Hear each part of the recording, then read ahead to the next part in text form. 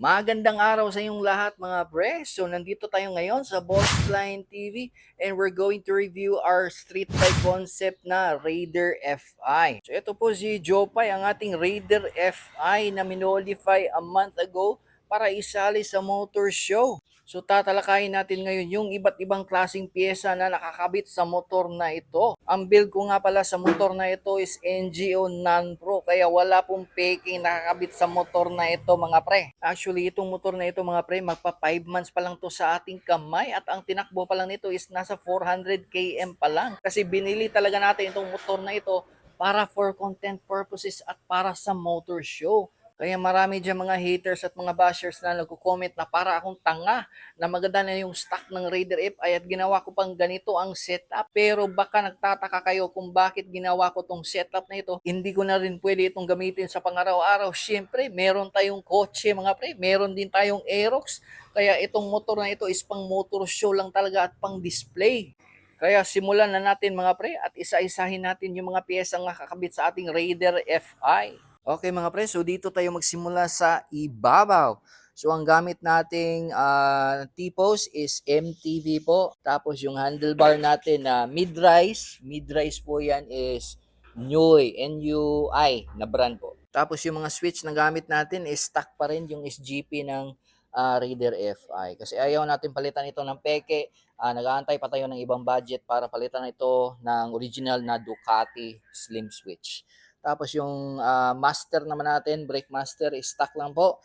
Pinalitan lang natin ng concave at CNC bolts. Pati na rin dito sa clutch assembly natin, stock pa rin kasi sa NGO Non-Pro, bawal po yung peke. Mas prefer nila yung original. Original OEM ng motor mo. Kaya yan po yung gamit natin. Tapos yung outer tube naman natin na gamit is Max Speed na Rainbow.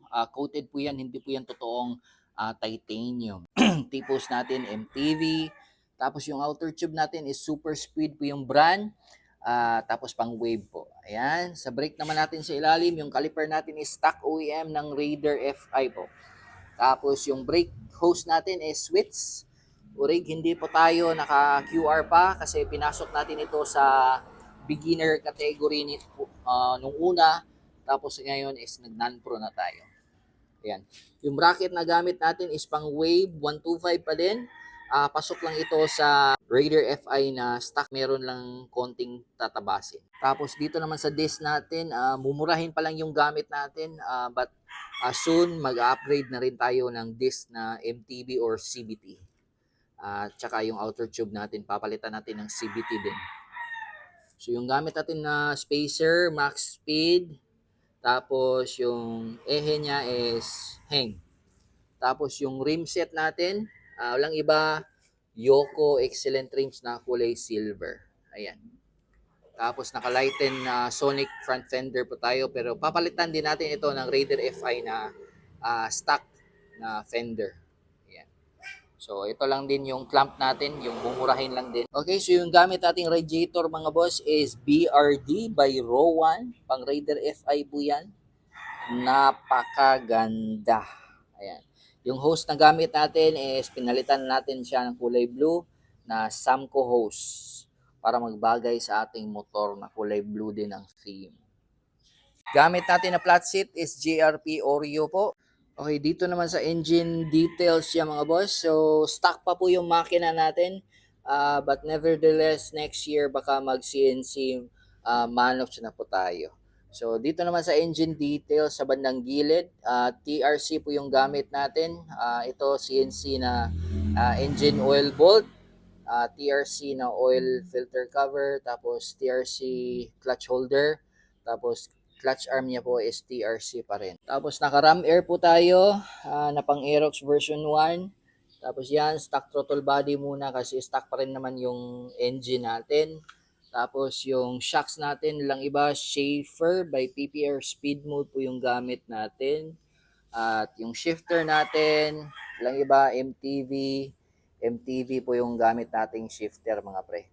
Tapos dito naman sa Trambutso natin, lang iba, AUN 2024 model na Fat Bulati 5 titanium coated. Hindi po ito totoong titanium. Titanium coated lang po to mga boss. Titanium coated. Ayan. 65 mm po yung elbow niya.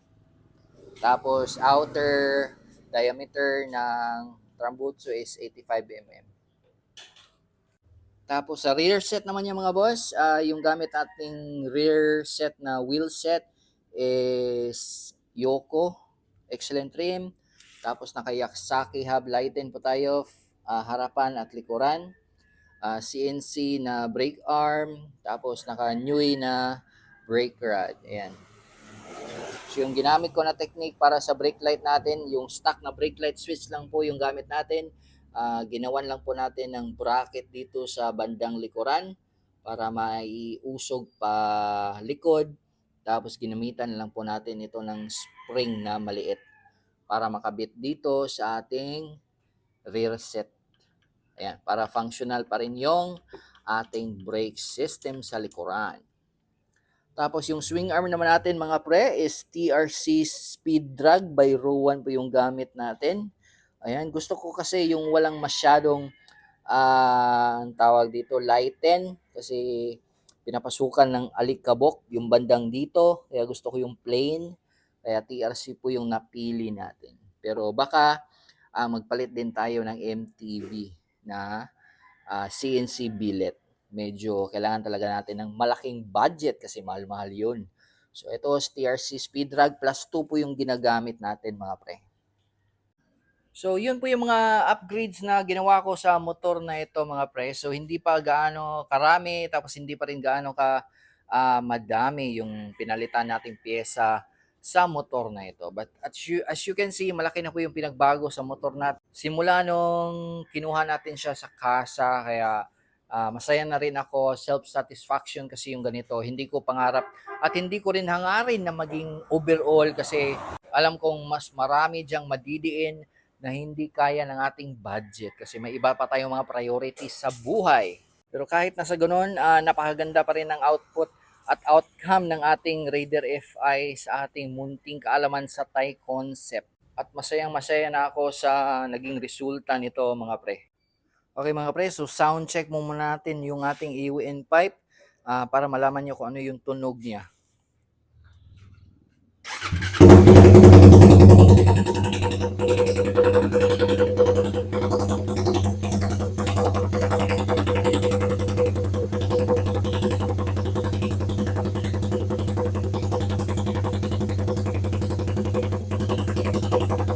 Okay mga pre, so yun lang po for now.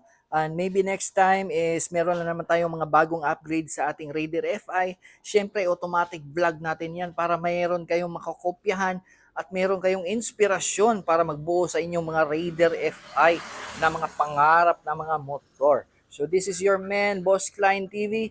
Ingat mga pre and plug and play lang.